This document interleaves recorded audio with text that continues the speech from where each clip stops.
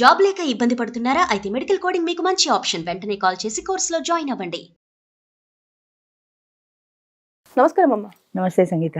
అమ్మ, ఈ రోజుల్లో ఏ రిలేషన్షిప్ అయినా సరే ప్రధానంగా డబ్బుతో ముడిపడి ఉంది. అవును, కరెక్ట్. అంటే నిజమైన ఎమోషన్స్ ఎక్కడ కనిపించట్లేదు. డబ్బు ఉందా, ఓకే ఫైన్, నాకు ఆ పర్సన్ కావాలి. డబ్బు లేదా, నాకు ఆ పర్సన్ తో పని లేదు అని అంటున్నారు. అసలు దీన్ని మనం ఏ విధంగా చూసుకోవచ్చు అంటారు? నాకు మొన్న ఒక అబ్బాయి దగ్గర నుంచి ఫోన్ వచ్చింది తోడు నీడ గురించి. ఆ అబ్బాయి చేసే పని ఏంటంటే, వాడు ఉద్యోగం, నీ ఆదాయం ఏముంది అంటే నెలకి 5,000 వస్తుంది అన్నాడు.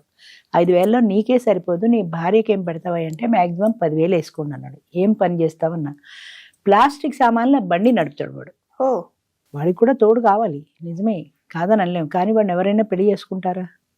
ఎవరు చేసుకోరని నా మనసు నాకు చెప్తోంది.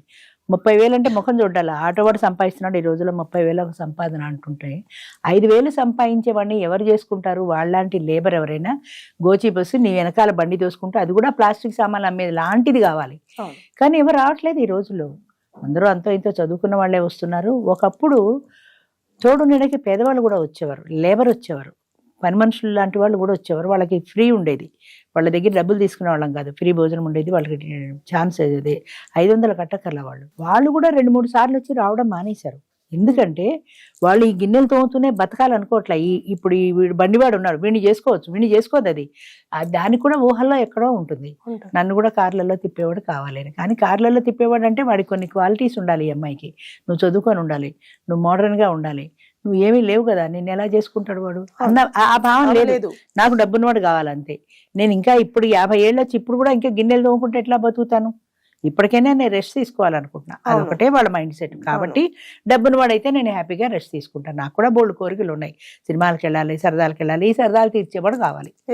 అంచేత 2-3 ఏళ్ళు వచ్చిన తర్వాత వాళ్ళు మానేశారు స్లోగా. అసలు ఇప్పుడు మా దగ్గరికి వచ్చే వాళ్ళు అందరూ చదువుకున్న వాళ్ళు తప్ప మినిమం 10th క్లాస్ లోపల ఎవరు లేరు. 10th క్లాస్ ఉన్న వాళ్ళు ఎవరు ఈ బండి వాడిని చేసుకోరు. నేను వాడికి ఏమని చెప్పను? వాడికి తోడు అవసరమైంది, మనం కాదని అనలేని అంశం అది. బాబు నేనెవరు చేసుకోరు, కాదు వస్తానంటే నీ ఇష్టం, నువ్వు 1000 రూపాయలు కట్టుకోవాలి, ఛార్జీలు పెట్టుకురావాలి. 5,000లో ఇదంతా నీకు శక్తికి మించింది, అంచేత నువ్వు రావడం వల్ల నీకు ప్రయోజనం ఉండదు. కాదు నేను వస్తానంటావా, నీ ఇష్టం అని చెప్పాను అంతే. అలాగే 70 ఏళ్ళ వాళ్ళు కూడా అంతే, వాళ్ళకు ఒక తోడు కావాలి, నిజమే, అది కాదనడానికి ఎవరికీ అర్హత లేదు. కానీ నువ్వు కావాలనుకున్న తోడు నీకు ఇక్కడ దొరకదు. నువ్వు 65 ఏళ్ళు దాటితే నువ్వు పెళ్లి చేసుకో, ముసలిది నాకెందుకంటావు. యంగ్స్టర్స్ నిన్ను చేసుకోరు, ఈ ముసలోడు మాకెందుకంటారు. మగవాళ్ళు ఏంటంటే ఎంతసేపటికి వయసులో ఉన్న వాళ్ళని కావాలనుకుంటారు, కానీ నా వయసు ఎక్కువ అన్న సంగతి వాళ్ళు గుర్తుపెట్టుకోరు. అలాగే వచ్చిన వాళ్ళల్లో అంటే డబ్బును చూస్తారు ఎక్కువగా. డబ్బును చూస్తారు. ఆడది దానంతట అది బతకగలిగితే మరీ మంచిది అనుకుంటారు. కానీ నీ వయసు 70, 50 ఏళ్ళది, 20 ఏళ్ల గ్యాప్లో నిన్ను పెళ్లి చేసుకోవడానికి ఇష్టపడదు అన్న సంగతి వాళ్ళకి గుర్తుండదో, గుర్తున్న అలా వస్తారో తెలియదు. 2-3 సంవత్సరాల కంటే గ్యాప్ వద్దన్న వాళ్ళ దగ్గరికి 60 దాటితేనే ఒప్పుకోరు, 70 వాడిని ఎక్కడ ఒప్పుకుంటారు? అయినా ఎవరైనా ఉంటేనే, ఎవరైనా దొరికితేనే అంటాడు వాడు. వాడికి ఏం చెప్తాం? సరే బాబు నువ్వు వచ్చి ప్రయత్నం చేసుకో, నీకైతే దొరకరు, నువ్వు రావడం దండగా అని నేను చెప్తున్నా. అయినా వస్తారంటే నీ ఇష్టం అంటాను. 70 నుంచి 80 వరకు ఇలాంటి ఫోన్లు వస్తాయి మాకు. చాలామంది అడుగుతారు కావాలని. ఆశ్చర్యం ఏంటంటే నా ఫోన్లో కూడా ఉంది, మీకు చూపిస్తాను. అబ్బాయి వయసు 37, తోడు నీడ 50 పైన ఉంటాయని వాడికి తెలుసు. వాడు నాకు మెసేజ్ పెట్టాడు, ఎవరైనా నన్ను చేసుకోవడానికి ఇష్టపడే వాళ్ళు అయితే మీరు నాకు పంపించండి నెంబరు, నేను వచ్చి చూసుకుని నచ్చితే చేసుకుంటాను. వాడు ఎంత లింక్ ఉందో చూడు, వాడు వచ్చి చూసుకొని నచ్చితే చేసుకుంటాడు. అంటే నా తిండి తెప్పలు, నా పని మానేసి నీకు ఎవరు సూట్ అవుతారని నేను చూసుకోవడమే నా ఉద్యోగం అయ్యేది అసలు కాదు కదా. మ్యాట్రిమోనీ పెట్టుకుంటే వస్తారు. అంటే 36-37 ఏళ్ళ వాడు 50 ఏళ్ళ దానికి అన్న తల్లి వయసు దాన్ని ఎలా చేసుకుంటానంటున్నాడు. వాడికి ఆమెను చూస్తే భార్య అన్న ఫీలింగ్ వస్తుందా, తల్లి అన్న ఫీలింగ్ వస్తుందా? నాకు అదే అర్థం కాదు. అంటే పెర్వర్షనా? అసలు మైండ్ సెట్ ఎటెళ్తోంది? ప్రధానంగా డబ్బు ఉంటే దాంతో నువ్వు సంసారం చేయగలుగుతావా? అది నా భార్య అన్న ఫీలింగ్ వస్తుందా? నువ్వు ఎక్కడికైనా వెళ్ళగలుగుతావా? ఎవరు మీ అమ్మగారు అంటే కాదండి మా ఆవిడని చెప్పడానికి నువ్వు ఎంత సిగ్గుపడాలి? అంటే అవేమీ లేవు, డబ్బు ఉంటే చాలు. లేదా వీడికి పెళ్ళవక ఇక ఎలాంటి ఆడది అన్న పేరున్నది దొరక్క ఎవరితో వచ్చి దొరికితే చాలని వస్తున్నాడా? ఎంత పెర్వర్టెడ్ అయిపోతున్నారో మనుషులు. ఒక్కొక్కసారి బాధేస్తుంది నాకు అలాంటి వాళ్ళని చూస్తే. ఇది పెళ్లి వరకు తీసేసుకుంటే ఇప్పుడు మళ్ళీ పిల్లల విషయంలో కూడా తల్లిదండ్రులు ఆస్తి ఉంటేనే చూసుకుంటున్నారు కదమ్మా. అంతే కదా, ఆస్తి డబ్బు ప్రధానం. డబ్బు ఉంటేనే ఏదైనా. డబ్బు ఉన్నవాడు కావాలి. వాళ్ళకి 50 ఏళ్ళు ఉండని, వాళ్ళు ఏ పని చేయని, నాకు అందమైన వాడు, అందం కూడా కావాలి. మళ్ళీ వాడికి చాలామంది ఆడవాళ్ళు కానీ మగవాళ్ళు కానీ వస్తారు. అందరూ భగవంతుడు ఇచ్చిన రూపం, మన చేతుల్లో ఏమీ లేదు. కొంతమంది చూడడానికి అంత గుడ్ లుకింగ్ ఉండరు. వాడు వచ్చిన వాడు బాగా ఎర్రగా బుర్రగా అందంగా ఉన్నదాన్ని చూసి అడుగుతాడు. అడిగే ముందు ఒక్కసారి అద్దంలో మన ముఖం చూసుకోరు కదా. నీకు ఆమె నచ్చింది ఓకే, ఆమెకు నువ్వు నచ్చుతావని వెనక్కి తిరిగి ప్రశ్న వేసుకోరు. పెద్ద ప్రాబ్లం ఎక్కడొస్తుందంటే ఒక ప్రశ్న అటే పెడుతుంది కానీ అటు నుంచి తిరిగి అవతల వాళ్ళ వైపు నుంచి మనం ఆలోచించాం. రాత్రి 12కి ఫోన్ వస్తుంది, నాకు ఏంటయ్యా 12కి ఫోన్ చేసా బుద్ధి లేదా అంటే, మీరు పడుకోలేదేమో అని చేశా, 12 కదండి అయింది అంటాడు వాడు. వాడిని సాచిరంపకాయ కొట్టాలన్నంత కోపం వస్తుంది. 12 కదా అదే 12 కదా అంటే నీకు నిద్ర పట్టక 12 కానీ నాకు సగం నిద్రలో ఉన్నాను నేను. లేపి పైగా ఏమండి వాడు అడుగుతున్నాడు 10కి ఫోన్ చేశాడు నాకు, ఏమండి ఇది ఏ ఊరండి వాడు అడిగిన ప్రశ్న అది, ఏమండి ఇది ఏ ఊరండి. మొన్నాడు ఫోన్ చేసి తిట్టాను, బుద్ధుందా బుద్ధి లేదా, రాత్రి 10కి పడుకున్నా. అసలు ఆడవాళ్ళకి ఆ టైంలో ఫోన్ చేయొచ్చా, రేపు పొద్దున అడిగితే ఏదైనా హార్ట్ అటాక్ లాంటి సీనియర్ ప్రాబ్లం సిన్సియర్ కాదు కదా. ఇది ఆడవాళ్ళ ఫోన్ నెంబర్ నాకు తెలియదు కదండి, ఫోన్ నెంబరే కదా ఉంటుంది. ఫోన్ మగవాడికే అనుకో, మగవాడికైనా రాత్రి 10కి ఫోన్ చేసి అవసరమా, తెల్లారి ఫోన్ చేయొచ్చు కదా అంటే, నాకు ఈ నెంబర్ ఎవరో ఇచ్చారండి అందుకని, ఎవరో ఇస్తే రాత్రి ఫోన్ అంటే అసలు ప్రపంచ జ్ఞానం శూన్యం మనుషులకు. నాకు ఫోన్ నెంబర్ వచ్చింది నేను ఫోన్ చేశా అంతే, అంతేగాని ఈ టైంలో చేయకూడదు అన్న పరిజ్ఞానం లేదు. అలాగే ఈ విషయంలో కూడా అంతే, నాకు నచ్చింది కాబట్టి నేను అడిగా, నచ్చపోతే మానేమానండి, వద్దని చెప్పానండి. వద్దని డబ్బులు ఉన్నాయి నీ మేలిగో హర్ట్ అవదా, ఆవిడ నువ్వు నచ్చలేదు నాకు వద్దని నీ ముఖం మీద చెప్తే నీ మేలిగో హర్ట్ అవదా. అంచేత ఆడవాళ్ళు కూడా వాళ్ళు లేవరు, వాడి నెంబర్ చదివి ఈ టోకెన్ నెంబర్ ఎవరు లేవనమ్మా అంటే వాడిని చూడగానే వాళ్ళు ఎవరు రావటం లేదండి ఎవరు రావటం లేదండి అంటాడు. అద్దంలో నీ ముఖం ఒకసారి చూసుకో. అచ్చా అలా కూడా జరుగుతుందా బోలుడు అలాగా. ఎవరో ఒక ఇలాగే ఎవడో అంటే ఒక అమ్మాయిని చూపించా, ఈ అమ్మాయిని చేసుకో, ఈ అమ్మాయి రెడీ నేను చేసుకోవడానికి, వద్దండి వద్దండి అన్నప్పుడు నీకు అందమైంది కావాలి, దానికి కూడా అందమైన వాడే కావాలన్న ఆలోచన నీకెందుకు రాదు, అది ఆలోచించుకోవాలి కదా. అది లేదు. కొంతమంది డబ్బున్న వాళ్ళే కాదు, మిడిల్ క్లాస్ వాళ్ళు కూడా ఉంటారు. అందరూ ఎర్రగా బుర్రగా ఉన్న వాడి దగ్గర ఇంత పెద్ద క్యూ ఉంటుంది, ఇంత పెద్ద టోకెన్లు ఇస్తారు ఈమె నాకు కావాలి అని. యావరేజ్ గా ఉన్న వాడి దగ్గర ఒక్క టోకెన్ ఉండదు, ఒక్కళ్ళు అడగరా. అంటే రెండు చూస్తారమ్మా, అందంతో పాటు డబ్బు రెండు చూస్తారు. అందం ప్రధానం, దాని తర్వాత ఆమె ఉద్యోగమో డబ్బు ఉంటే ఇంకా మంచిది, అది సెకండ్ అనుకో. ముందు ఫస్ట్ అందం ప్రధానం. నువ్వు కూర్చొని లేవలేవు, నీకు 65 ఏళ్ళు 70 ఏళ్ళు వస్తున్నాయి, ఈ అందగత్తం చేసుకొని నువ్వేం చేస్తావు, అది ఎక్కడో దుకాణం పెడుతుంది నీ ఇంట్లో, మనశ్శాంతి లేకుండా పోతుంది కదా. అంటే ఎర్రగా బుర్రగా ఉండాలి, అందంగా ఉండాలి, అందంగా ఉండాలి. ప్రతి వాళ్ళు అడిగేది ఇదే, అందంగా ఉండాలి. తప్పని నేను అంటే అందమైన భార్య కావాలని ప్రతి ఒక్కరికి ఉంటుంది, అందమైన భర్త కావాలని ప్రతి ఒక్కరికి ఉంటుంది, సహజం అది.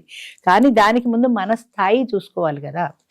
నాకు ఒక ఫ్రెండ్ ఉంది, ఆవిడ ఏమడిగిందంటే, నాకు నా భర్త చనిపోయాడు, నాకు తోడు కావాలి. అమ్మ తోడు నేను ఇచ్చేది కాదు, మీటింగ్కి రండి, మీటింగ్లో చూసుకోండి. నాకు దామోదరరావు గారు లాంటి వాళ్ళు, దామోదరరావు అంటే మా భర్త, దామోదరరావు గారు లాంటి వాళ్ళు కావాలి. ఆయనే ఎందుకు అడుగుతున్నావు, ఆయన లాంటి వాళ్ళు ఎందుకు అడుగుతున్నావు, ఆయన మిమ్మల్ని టూర్లు అవి తిప్పుతారు కదా. నేను దామోదరరావు గారు లాంటి వాళ్ళు ఎందుకు, దామోదరరావు గారే ఉన్నారు నాతో పాటు కారులో వచ్చే ఇంటికి, నిన్ను పరిచయం చేస్తాను. ఆయన ఓకే అంటే అదే క్షణంలో నేను వెళ్ళిపోతాను, నిన్న ఆయన ఓకే అంటే నేను వెళ్ళిపోతాను. అయితే ఆయనకి కొన్ని క్వాలిటీస్ ఉన్నాయి, అంటే ఆయన కోరుకున్న వ్యక్తికి కొన్ని క్వాలిటీస్ కావాలి. బాగా పొడుగ్గా ఉండాలి, నువ్వు 5 అడుగులు ఉన్నావు, ఆయన మెడ దండ వేయాలంటే స్టూల్ వేసుకుంటే గానీ అందడు ఆయన. 2 బాగా చదువుకున్నది కావాలి, నేను MA MD చదివాను, నువ్వు 10th క్లాస్. ఆయన చదువుకున్నది కావాలనుకున్నప్పుడు 10th క్లాస్ దాన్ని ఎలా చేసుకుంటాడు. అనర్గళంగా మాట్లాడగలగాలి, నేను అనర్గళంగా ఏ టాపిక్ అయినా మాట్లాడతాను, ఇదే కాదు ఏదైనా మాట్లాడతాను. నాకు మాట్లాడమంటే భయం అండి. నాకు 70 ఏళ్ళు పైన ఉన్నాయి, నేను ఇప్పటికీ ఫంక్షన్స్లో డ్యాన్సులు చేస్తాను, అందరం కలిసి డ్యాన్స్ చేస్తాం, నేను చేయగలను. నాకు డ్యాన్సులు రావండి, నేను స్టేజ్ ఎక్కనండి, మైక్ పట్టుకు మాట్లాడమంటే నాకు భయం. మరి ఏ క్వాలిటీ చూసి పెళ్లి చేసుకుంటాను నిన్ను, అది తెలియలేదా. నీకు ఆయన కావాలి కానీ ఆయనకు నువ్వు నచ్చుతావా లేదా అన్న క్వశ్చన్ లేదు, నాకు ఆయన కావాలి అంతే. ఏమవుతుంది, అర్థమైపోయింది రాలేదనుకో, అసలు వస్తే ఆయన ఒప్పుకుంటాడా అంటే ఆయనకి నచ్చిన క్వాలిటీస్ నాలో ఏమున్నాయి అని ఒక్కసారి వెనక్కి తిరిగి ప్రశ్న వేసుకోవాలి కదా. అది ఉండదు, నాకు ఆయన నచ్చాడు బస్ అంతే. అంటే అవతల వ్యక్తి గురించి ఆలోచించే ఒక సంస్కారం లేదు మనుషుల్లో. ఇది ఒక చిన్న ఎగ్జాంపులే కానీ ప్రతి వాళ్ళు రాత్రి 10కి 12కి ఫోన్ చేసేవాడైనా అంతే, అందరూ అంతే, అదే పరిస్థితి. రిలేషన్షిప్లు అన్నీ కూడా డబ్బుతోటే ముడిపడున్నాయి, అందులో ఎలాంటి అబద్ధమో లేదు. ఎక్కడో ఒకళ్ళో ఇద్దరో ఉంటారు, నాకు డబ్బు అవసరం లేదు, నేను మనిషిని ఇష్టపడి వచ్చాను కానీ మనిషిగానే కోరుకున్నాను, నాకు డబ్బుతో పని లేదన్న వాళ్ళని వేళ్ల మీద లెక్క పెట్టచ్చు. 300 మంది వచ్చారు మొన్న, నాకు డబ్బు అవసరం లేదండి అంటారు. ప్రతి వాళ్ళు స్టేజ్ ఎక్కి నన్ను బాగా అర్థం చేసుకునే మనిషి కావాలండి అంటారు. నాకు నవ్వు వస్తుంది. నిన్ను అర్థం చేసుకునే మనిషి కావాలి, నువ్వు ఆయన ఎంతవరకు అర్థం చేసుకుంటావు, అది లేదా. ఆయన నన్ను అర్థం చేసుకోవాలనే కానీ నువ్వు తిరిగి ఆయన అర్థం చేసుకోగలవా, అది లేదు. నన్ను అర్థం చేసుకునే మనిషి అంటే ఇవాళ సినిమా అంటే సినిమాకి తీసుకెళ్ళకపోతే వాడు అర్థం చేసుకున్నట్టే. సింపుల్గా ఈ ఒక్కటి చాలు, ఈ ఒక్క ప్రశ్న చెప్పారంటే దానికి ఎవడూ రాడు, ఎలా వస్తాడు. నన్ను అర్థం చేసుకునే మనిషి కావాలి, నన్ను బాగా అర్థం చేసుకుంటే చాలండి అంటారు. ఇక్కడ నా దగ్గర స్టేజ్ మీద చెప్పినప్పుడు అక్కడికి వెళ్ళాక నీకేమొస్తుంది, నీకు ఎంత ఉంది, మాకు ఒక బ్యాంకులో పనిచేసే ఆమె ఉంది మెంబరు, ఎవరో అడిగితే ఆమె చెప్పాను, ఆయన ఆఫీసులు అన్నీ మాట్లాడదామంది. మొన్నడు ఆఫీస్కి వెళ్ళాడు. ఆవిడ 3 ప్రశ్నలు వేసింది. ఒకటి, నీ ఆస్తి ఎంత, ఓకే, అది నీ ఒక్కడికైనా అందులో వాటాలు ఏమన్నా ఉన్నాయా, ఒకవేళ అంటే పిల్లలకి ఏమైనా షేర్ ఉందా, ఒకవేళ వాటాలు పోతే ఆ ఆస్తి వాల్యూ ఎంత, నీ వాటాకు వచ్చే ఆస్తి వాల్యూ ఎంత, ఈ 3 ప్రశ్నలు అడిగింది. ఇంకా ఆయన ఇంకా జవాబు చెప్పాలా, వచ్చేసాడు. నువ్వు ఉన్నావా, తిన్నావా, నీ పరిస్థితి ఏంటి అని నా మంచి చెడ్డలు ఏమి అడగలేదు ఆమె. ఆస్తి నాకెందుకమ్మా అని వదిలేశాడు అంతే. అలాగా డబ్బు కోసం చేసుకునే వాళ్ళు చాలా మంది ఉన్నారు. మన వంక పెట్టడం కాదు, కానీ డబ్బు ప్రధానం. మనకే 50-60 ఏళ్ళు వచ్చే ఎన్నాళ్ళు బతికి చేస్తాము. ఏదో ఇంత అలానే లోయర్ క్లాస్ అది ప్లాస్టిక్ బండి వాడిని చేసుకోమంటలా నేను, నీకు ఏదో ఫుడ్ పెట్టితే చాలు కదా, ఏ మోటార్ సైకిల్ మీద ఓ సినిమా తీసుకెళ్తే చాలు కదా, కార్లోనే తిరగాలి, మంచి బంగ్లా కావాలి, మంచి ఇల్లు కావాలి, నేను వంట చేయను, వంట మనిషి, పని మనిషి పెట్టి నన్ను పువ్వులాగా రోజుకొక చీర కట్టుకొని నేను సోఫాలో కూర్చుంటే ఇలా అలంకరించుకొని ఆయన చూసి ఆనందించాలి, అంతే. డబ్బుతో పూజించాలి, అంతేగాని అవతల వ్యక్తి ఏంటి, వాళ్ళ పూర్వాపరాలేంటి, వాడి కుటుంబం ఏంటి ఎవరికి అక్కర్లా. నా కుటుంబం ఏంటి ఆయనకి చెప్పాలి, ఆయన కుటుంబం గురించి నేను తెలుసుకోవాలి, ఆయన కుటుంబాన్ని నాతో నేను కలుపుకోవాలి, నా వైపు నుంచి ప్రయత్నం ఉండాలి. అసలు ఏమీ లేదు, నథింగ్, అంతే. అందుకనే అలా మిగిలిపోతారు. ఏమవుతుందంటే ఆశ కూడా ఒక అంత ఉండాలి కదా, అది లేని వాళ్ళు అలాగే మిగిలిపోతారు. మొత్తానికి బంధాలన్నీ కూడా అందంతో, బంధాలు ఈ రోజుల్లో డబ్బుతోటి అందంతో ముడిపడి ఉన్నాయి. ఆడైనా అంతే, మగైనా అంతే, ఎవరైనా అంతే. చెప్తే కష్టంగా ఉంటుంది వినడానికి, కానీ but it is a fact, నిజం. ఇది కఠోరంగానే ఉంటాయి కదా, అది అర్థం చేసుకోగలిగి ఎప్పుడు ప్రతి మీటింగ్ లో నేను చెప్తాను, మనసుకు ప్రధానం ఇవ్వండి. అది మనకు అందం కనపడదు, అదే మనసు ఎలా ఉందో మనకు కనపడదు. కొద్ది రోజులు మాట్లాడుకోండి, అందులో మీకు మనస్తత్వం నచ్చితే దిగండి. పెళ్లి అనేది చాలా క్లిష్టమైందమ్మా. మీరు పెళ్లి చేసుకోవాలి అని అనుకున్నప్పుడు, మీరు బయట కూర్చొని మాట్లాడుకున్నప్పుడు ఎంతైనా 3 సంవత్సరాలు మాట్లాడుకుంటారు, బాగానే ఉంటుంది. ఎందుకని స్వీట్ థింగ్సే ఉంటాయి. ఏ హోటల్లోనో, ఏ సినిమాలోనో, ఏ లంచ్లోనో కలుస్తారు. అప్పుడేమీ సమస్యల గురించి మాట్లాడుకోరు కదా, అన్నీ స్వీట్గా ఉంటాయి, అన్నీ బాగుంటాయి. కానీ పెళ్లి చేసుకుని ఒక చోట నివసించడం మొదలుపెట్టిన తర్వాత కష్టాలు, కన్నీళ్లు, బాధలు అన్నీ షేర్ చేసుకుంటారు.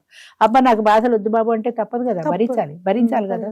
అబ్బా నేను అందుకోసం పెళ్లి చేసుకోలేదంటే కుదరదు. ఒకసారి యాక్సెప్ట్ చేసిన తర్వాత మైనస్ ప్లస్ 2 ఉంటాయి. అనుకోని దిగితే నువ్వు దాన్ని యాక్సెప్ట్ చేయగలుగుతావు. నాకు అన్ని ప్లస్లే అంటే నువ్వు యాక్సెప్ట్ చేయలేవు, అది ఉండదు. అన్ని ప్లస్లే అన్న ఉద్దేశంతో దిగుతారు.